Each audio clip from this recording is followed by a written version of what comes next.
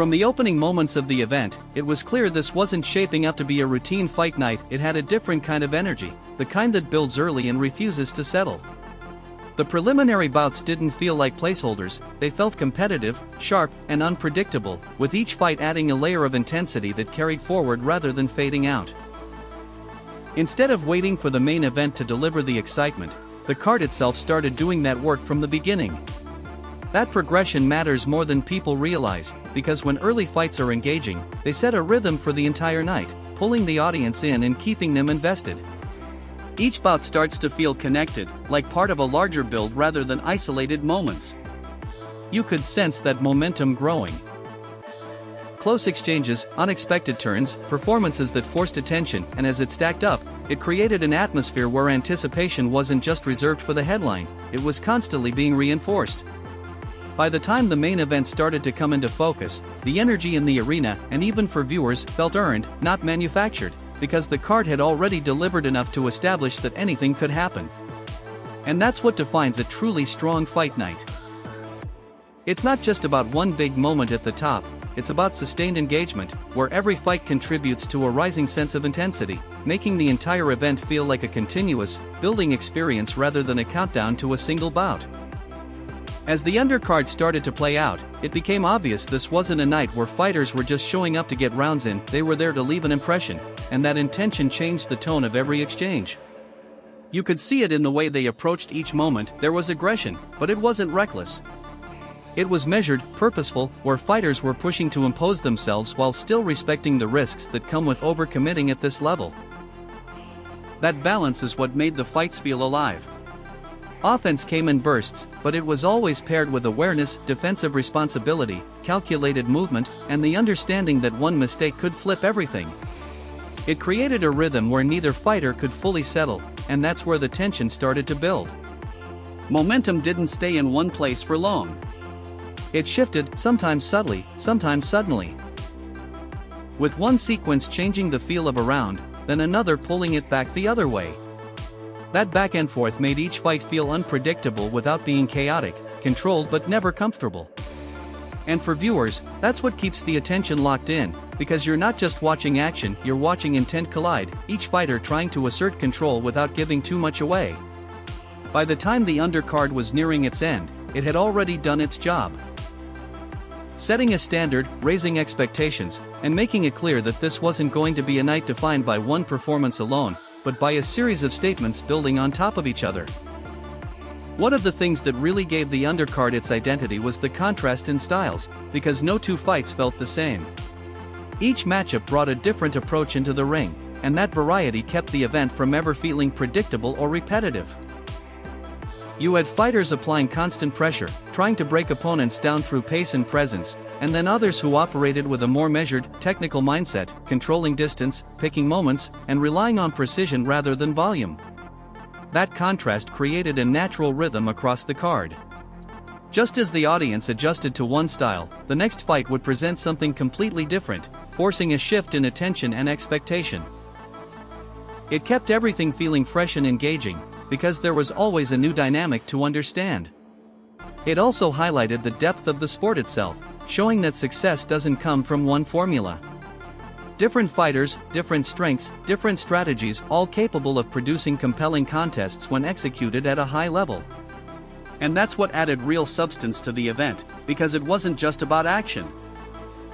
It was about variety in how that action was created, giving viewers multiple ways to connect with what they were watching. By the time the undercard wrapped up, it felt like the audience had seen a full spectrum of boxing, each style leaving its own impression and contributing to a night that felt layered rather than one-dimensional.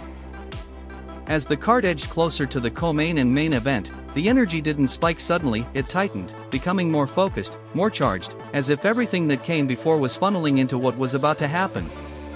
The fights themselves still delivered physically, but there was now an added layer of anticipation, because the stakes were clearer, the consequences heavier, and every moment started to feel like it carried more weight. It wasn't just about winning rounds anymore. It was about what those wins meant moving forward. You could feel that shift in how the audience reacted, in the way attention sharpened, in how even quieter moments held tension. The atmosphere became less about pure action and more about expectation, the sense that something important was building just beneath the surface. And that's what gives a fight card its cohesion. Not just good matchups, but a progression of intensity, where each bout subtly raises the stakes, pulling everything toward a natural peak instead of forcing it. By the time the co-main ended and the main event approached, it didn't feel like a separate moment, it felt like the next step in a story that had been developing all night, with the energy fully aligned for whatever was about to unfold. That kind of build can't be faked. It comes from consistency across the card, from momentum that's earned rather than manufactured, and when it's done right, it makes the main event feel less like an isolated headline and more like the inevitable climax of everything that came before it. When Benavidez and Zurdo finally stepped in, the energy didn't just peak, it locked in, and the fight immediately matched that level. There was no feeling out phase that dragged on, both fighters came in ready to assert themselves, and you could see their identities take shape almost right away. Benavidez brought that familiar forward pressure, looking to compress the space, increase the tempo, and turn exchanges into sustained sequences where his volume and physicality could take over. Zurdo, in contrast, leaned into control and structure, using his size, positioning, and composure to manage distance and avoid getting pulled into a pace that didn't suit him. What made it compelling was how those approaches kept colliding and resetting. There were stretches where Benavidez seemed to be imposing himself, backing Zurdo up, dictating the exchanges, but then moments where Zurdo would re-establish control, slow things down, and shift the rhythm back in his favor. That constant battle for momentum gave the fight a sense of movement, where nothing felt settled for long. Just as one fighter looked like he was taking over, the dynamic would adjust, forcing both to keep thinking, keep adapting, and stay disciplined under pressure. It wasn't just physical, it was tactical. Pressure versus control, pace versus patience, volume versus placement, all playing out in real time, round by round. And that's what made the fight stand out. It wasn't defined by one dominant stretch or a single turning point, but by the ongoing negotiation between two styles, each trying to shape the fight in their own image, and neither able to fully hold that control without a response coming back the other way. That contrast is exactly what gave the fight its identity, because neither style cancels the other out, they challenge each other in different ways, creating that constant push and pull. Benavidez's pressure isn't just about moving forward, it's about layering offense, building sequences that force reactions and keep his opponent from settling. When he's able to sustain that, the fight starts to speed up, and the exchanges become more frequent, more demanding. Ramirez, though, operates with a different intention. His composure and structure are designed to absorb that pressure without losing shape, to keep the fight within a controlled range where he can see openings and respond with measured, calculated offense rather than getting drawn into extended exchanges. What makes it compelling is how those approaches keep interrupting each other. Benavidez pushes to increase tempo and volume, while Ramirez looks to stabilize and reset, creating moments where the fight feels like it's shifting directions in real time. That's why the outcome never feels fully certain. Control isn't held, it's contested, with each fighter having periods where their style takes over, only for the other to adjust and pull it back. In the end, it's that ongoing tension, pressure versus control, pace versus patience. That keeps the fight balanced, where the difference isn't just who has the better style, but who can impose theirs more consistently without breaking under the other's influence. Those moments are where the fight really reveals itself, because at that level, it's rarely about dramatic changes, it's about small, precise adjustments that quietly shift the balance. A slight change in positioning can alter the angle of an exchange, a subtle tweak in timing can turn a contested moment into a clean connection, and even a minor variation in how combinations are delivered can disrupt rhythm just enough to create an opening. Benavidez, for example, might shorten his combinations or adjust his entry just slightly to stay effective against resistance, while Ramirez could make small positional shifts to reclaim space and reset the tempo. None of these changes are obvious on their own, but over time, they start to influence how each round plays out. That's what highlights the level of skill involved, because both fighters aren't just executing a plan. They're modifying it in real time, responding to what's happening in front of them without losing their overall structure.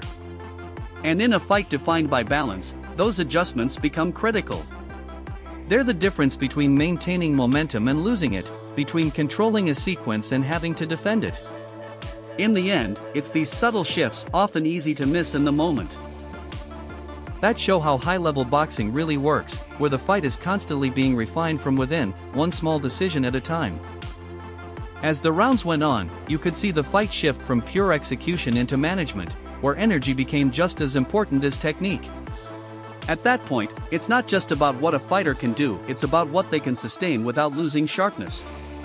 Benavidez's pressure, for example, is most effective when it's consistent, but that kind of output demands a lot.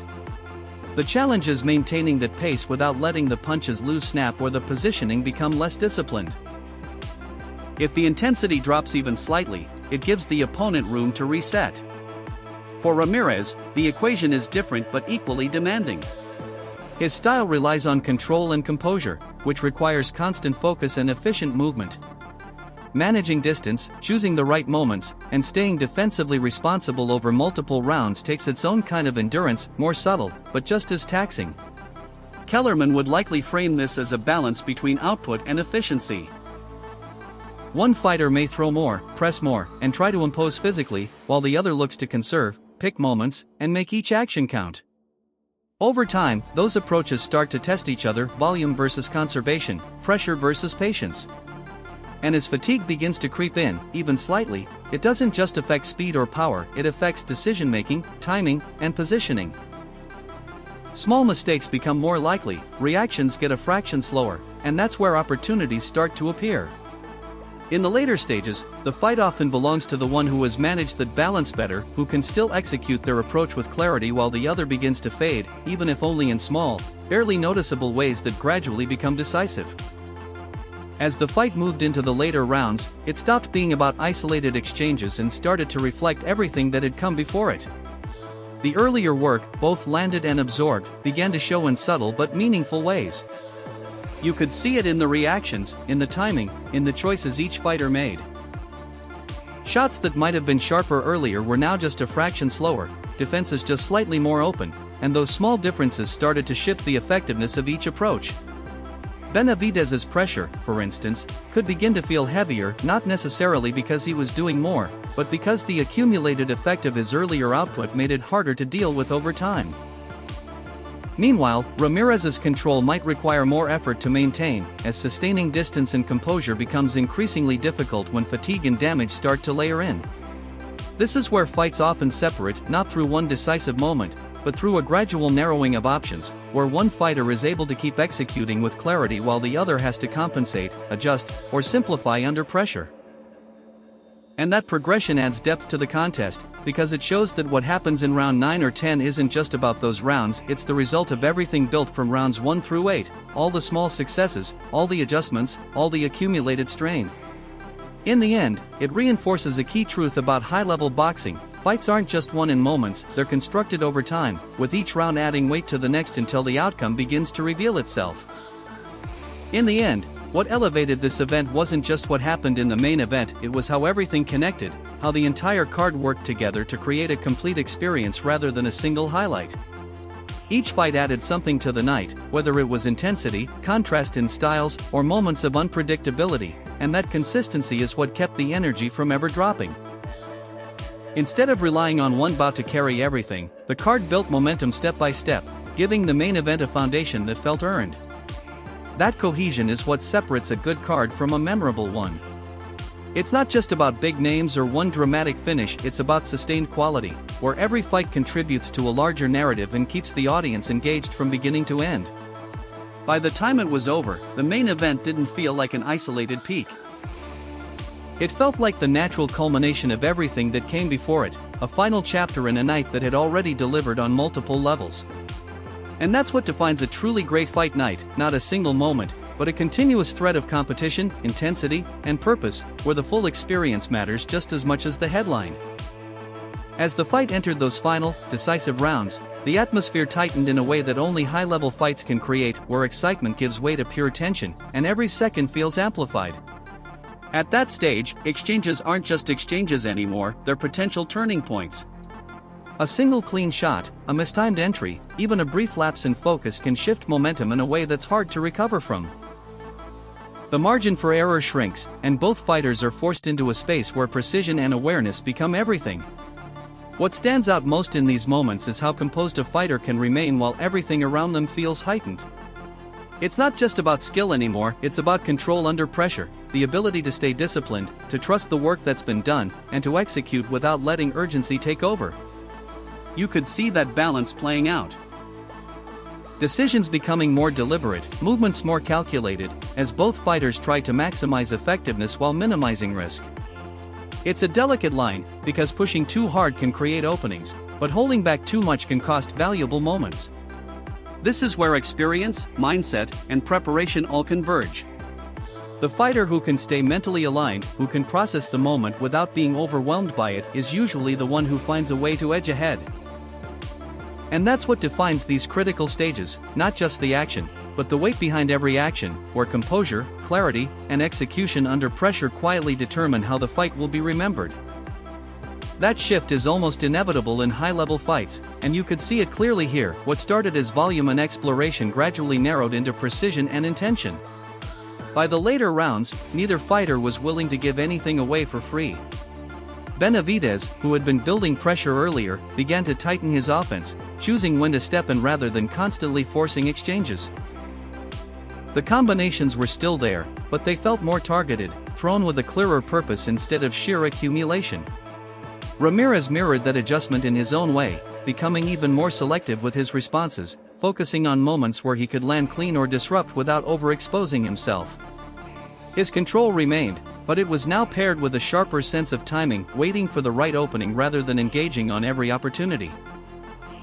This is where the stakes really start to show. Every decision carries weight, so fighters begin to prioritize efficiency over activity, understanding that one well-chosen action can be more valuable than several low-impact ones.